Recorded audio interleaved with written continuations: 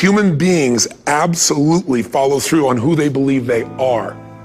If you said to me, well, I'm really gonna work hard to stop smoking, but I've been a smoker my whole life and I am a smoker, I know your days are numbered. You're gonna be back smoking cigarettes again, because we all act consistent with who we believe we are. I tell people the strongest force in the whole human personality is this need to stay consistent with how we define ourselves. If you define yourself as somebody who is really conservative, you're not gonna be crazy and act nuts unless you're really drunk or something, and then you can say it's the alcohol, when it's really just you finally getting permission to be yourself. The alcohol is your excuse. If you're a really crazy person, you act crazy, outrageous, playful. You don't act conservative because that's not who you are. Very often people say, well, I can't do that. I'm not that kind of person. And I always say to people, really, when did you define yourself? I mean, really, how many years ago did you come up with what you could and couldn't do in your life? How many years ago? Most people, if they really look at how they're living their life today, it's based on a set of standards, a set of beliefs that they made choices about 10, 20, 30 or more years ago. I mean, very often we made decisions in our youth or very young about what to believe, about what we were capable of, about who we are as a person, and that becomes the glass ceiling, if you will, that controls us. There's a corny metaphor, but it's true. I remember one time I was with my family at the circus, and there was a person there and they had this big giant elephant, and you look at this elephant and they take this little rope, put it around the elephant's neck, and they drive this stake into the ground. And I mean, you look at this and you know that elephant could rip down the entire tent with almost no effort, and yet the elephant doesn't struggle, doesn't try. Why? Because the elephant's conditioned. And they take that elephant and condition the elephant when it's a baby elephant. That's how they train him. When it's a little baby elephant and it doesn't have the power yet, they put a big rope around it and they drive this huge stake in the ground, and the elephant fights and fights and fights. And one day, finally, that elephant decides, I'm not capable of pulling this out. And once that becomes the definition of an identity of anyone, an elephant in this case, they don't even try anymore. It's just who I am, that's how it is, that's just the way it is in my life. I'd like to ask you to take a look at any place you've got a limitation and ask yourself, when did I decide to accept that limitation? And you may not even see it as a limitation, you might see it as just that's who I am. But so often in our lives, we've adapted to be a certain way so that we don't fail or so that people will like us or respect us, but it's not necessarily who we are. Joy comes when you're spontaneous. It's really hard to be truly happy when you're not being yourself. And most of us have no clue who we are. And so a big part of my work, if you've ever been to an event, is to get people to do things spontaneously without thinking, because that's when the real you shows up. That's when the energy comes alive.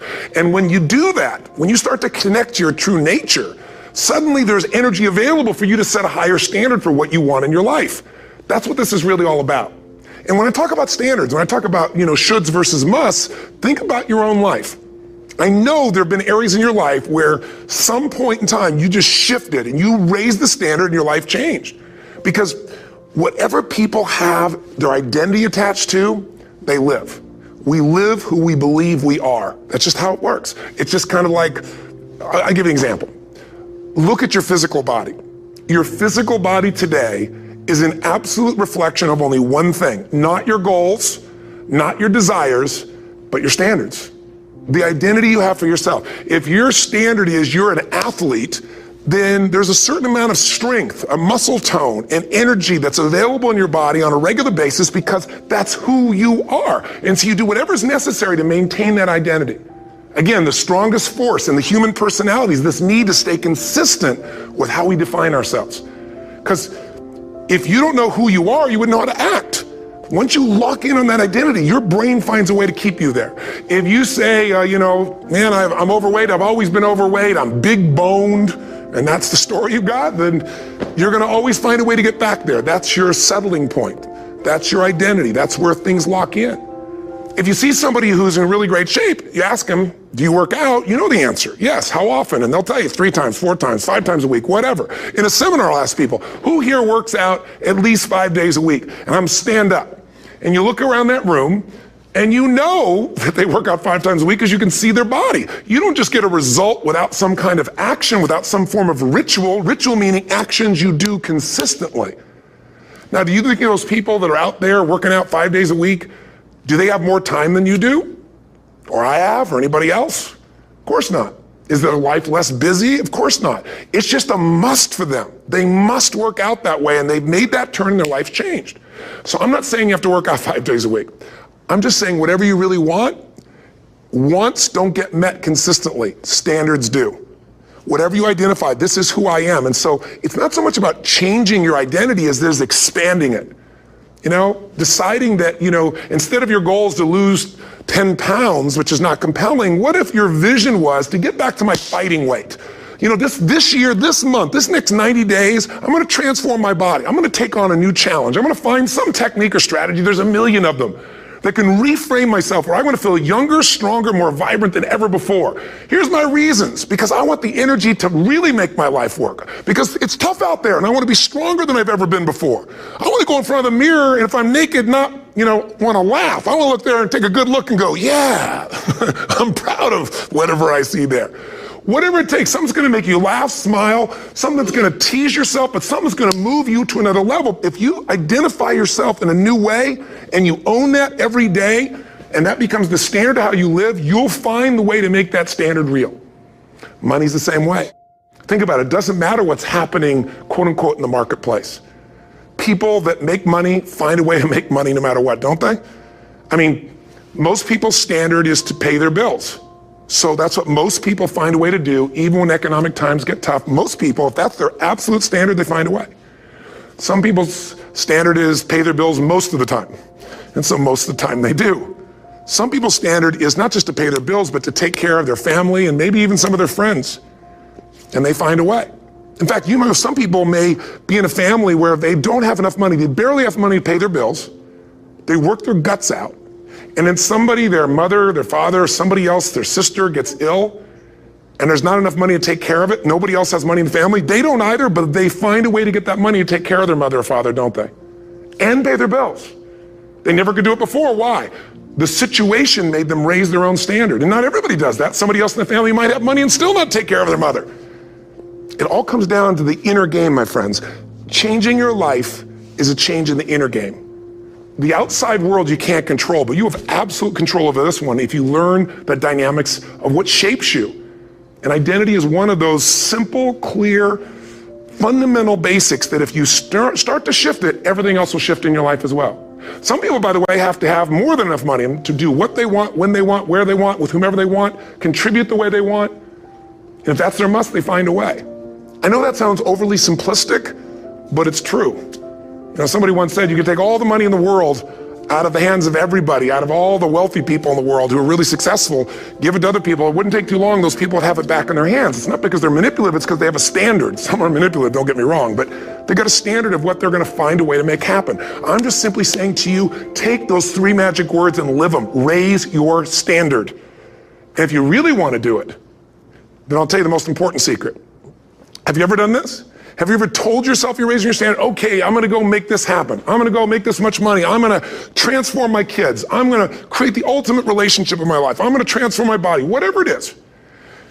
And then you don't have strong enough reasons and you don't use it. You don't follow through. It's because you didn't back up your standards with what makes those standards real, and that's rituals. Rituals are where the power is. Whenever we do our Robbins results coaching, and we say Robbins equals results, the way we get results with people, it's the same way if you listen to my Ultimate Edge program, or back in the old days, Personal Power, or if you went to one of my seminars. You know what I do is I take these huge challenges you got and we break them down into little bite-sized steps. Little things you do each day that after you do them, you get so much momentum that it's easy to succeed. You're not overwhelmed. You have these victory day after day after day on little things. If you went through Ultimate Edge, I'm sure you learned about the hour of power, or the 15 minutes to be able to be fulfilled, or 30 minutes to thrive, where you literally just condition your body and emotion with a couple little rituals.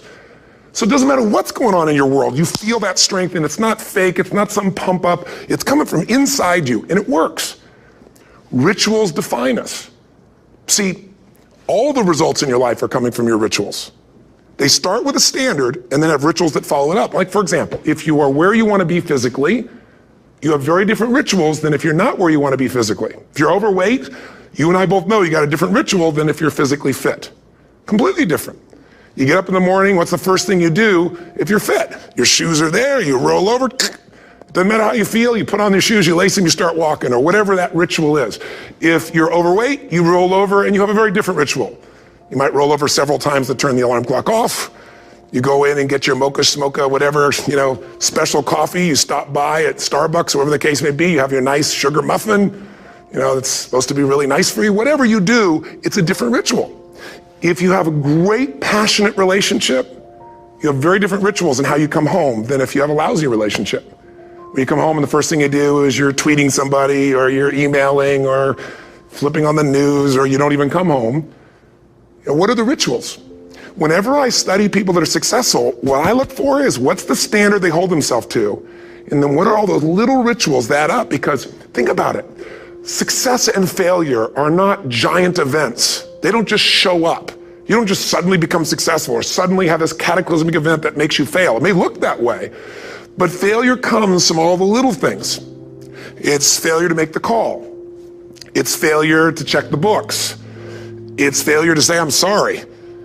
It's failure to push yourself to do things physically that you don't want to do.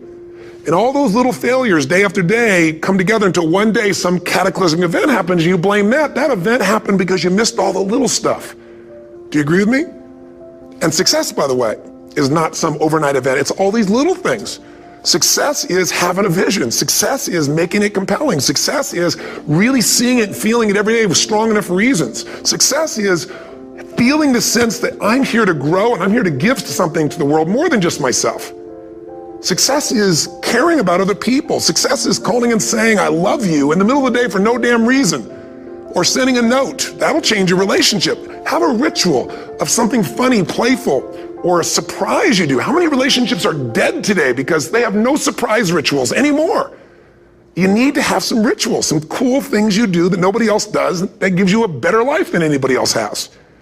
All the little stuff. That's where success comes from. In business, it comes from delivering more than anybody could imagine. All those little things add up. People go, wow, that's who I want to do business with. It's true in any area of your life. So if you look at somebody who's really successful and you think, wow, they're so amazing, they're such a genius, you got to dig underneath and you got to remember something. People are rewarded in public for what they've practiced for years in private. Myself and my business people say, how do you get up and speak? And you have no notes and you go for 3 days and nights and the room is like, everybody's wired and it's incredible. It's like a rock concert. How do you do that? How do you have that confidence? Well, it's not confidence, it's experience now. But I did so much behind the scenes and I still do to make things right. How many people would know that since the time I was 17 years old, before I walk out on stage, still do to this day, wouldn't need to do it, but I still do it, I never walk out there without being in an absolute peak state of mind. There are days my back is hurting, my throat was hurting, or I may have had a challenge, or my father passed away, and I've still got to deliver for these people because my standard is give my all every time. Every event has to be better. Talk to anybody who's been to our events for 5, 10 years, some of our trainers, and I'll say, I don't know how he does it. He always finds a way to make it better. That's not an ego thing. That's a standard in me. I have to find the way. And my ritual, though, is I prepare, I think, I gather new information, I figure out how to put something across better. What do people need? I spend time with our customers. I see what's going on. And before I get on stage each time, I have this little ritual to put myself in a state of mind. And I did it starting like 17 years old. I started doing it. I'd say, I now command my subconscious mind. And I say this out loud several times, this little phrase, set of phrases, as an incantation to kind of condition my mind and body. And I'd say, I now command my subconscious mind to direct me in helping as many people as possible today by giving me the strength and the emotion and the humor and the brevity, whatever it takes to show this person and help this person change their life now. And I started that with a person when I worked with people one-on-one, and I would do that for 45 minutes driving in my Volkswagen to go serve and coach somebody for the first time. Now I don't say that person, I say these people, and I can go out in a room of 10,000 people and deliver for 50 hours, and I do it every time I come back on stage. It's a ritual to go into peak state. Peak states don't just show up, they don't interrupt you. Great ideas don't interrupt you, you gotta pursue them. I talked to Michael Jordan, I'll never forget, at the peak of his career, and got to watch his final game, saw him backstage and spent some time with him, and it was a pretty exciting time. He was the greatest basketball player I think that ever lived and has ever lived. And I asked him, I said, what sets you apart, Michael?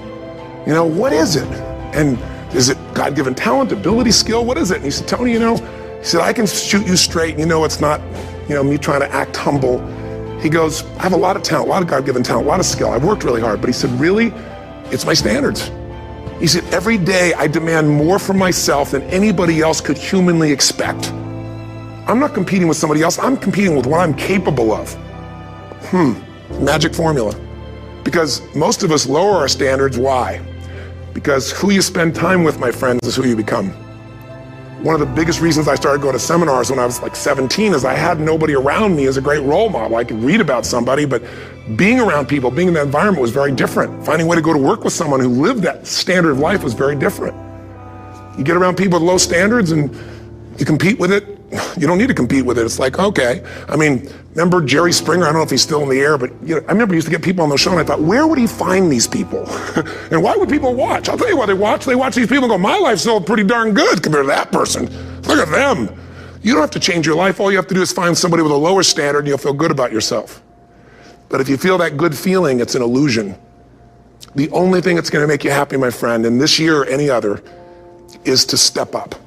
It's to raise the standard. It's to discover what you're capable of and feel that incredible power of pushing through whatever's holding you back and get to the other side of more of your true self. That's what this game's all about. And look at the best of the world in anything. Tiger Woods, what's his vision? To win golf tournaments? No, to be the best that ever lived. That's his goal. That's his vision. But here's what's interesting. He backs it up with rituals. If you just have a vision and you don't have the rituals, stop lying to yourself. His rituals are, he started doing things nobody did before. He went and started lifting weights. Golfers lifting weights? No way. He went out and he changed his swing when he was the best in the world because he realized in order to be the best that ever lived, he was gonna have to change his swing. If you know anything about golf, you don't change your swing when you're the best.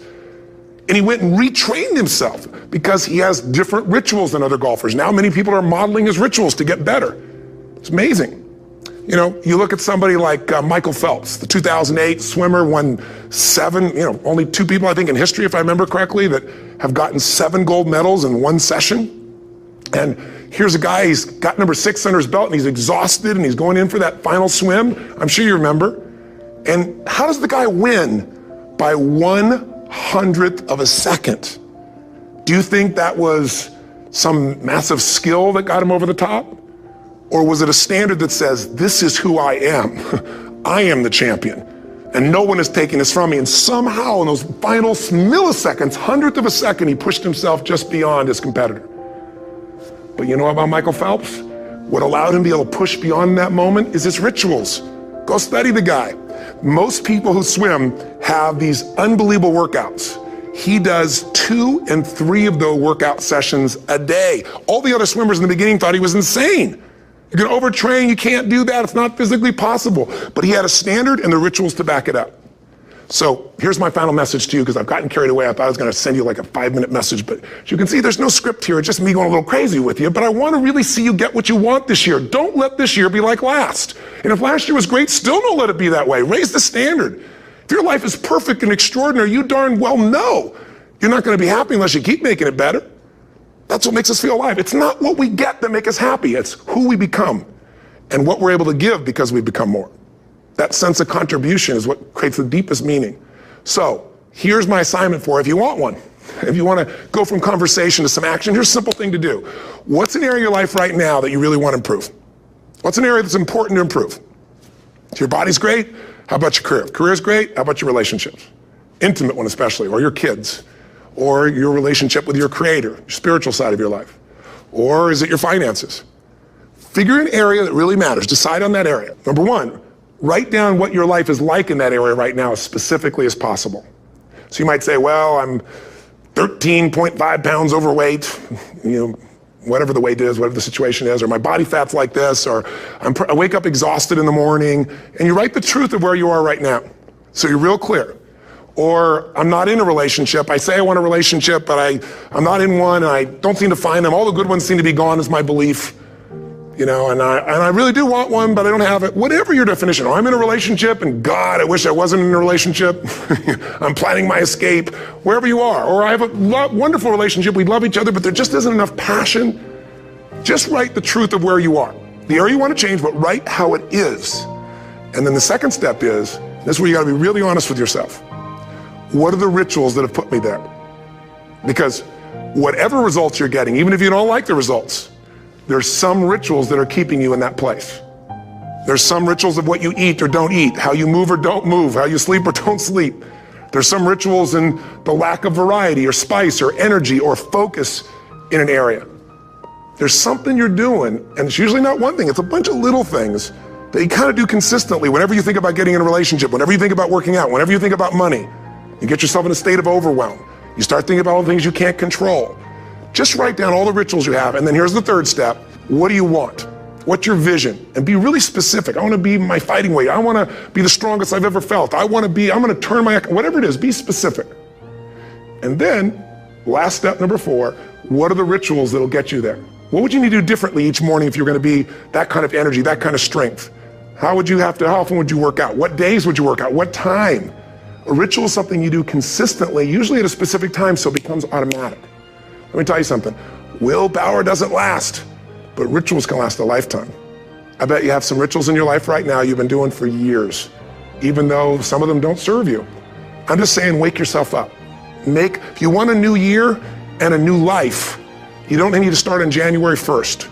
Start today. Start with this little video. And just begin to see what happens and see how easy it is to just do a few little rituals. Don't do them all, just do 2 or 3 new things. And you know what happens? You'll get momentum. Because once you discipline yourself in one area of your life, you feel yourself doing it in other areas as well. And I always say something that my original teacher taught me. I always remind people, there's always 2 pains in life. There's the pain of discipline, or there's the pain of regret.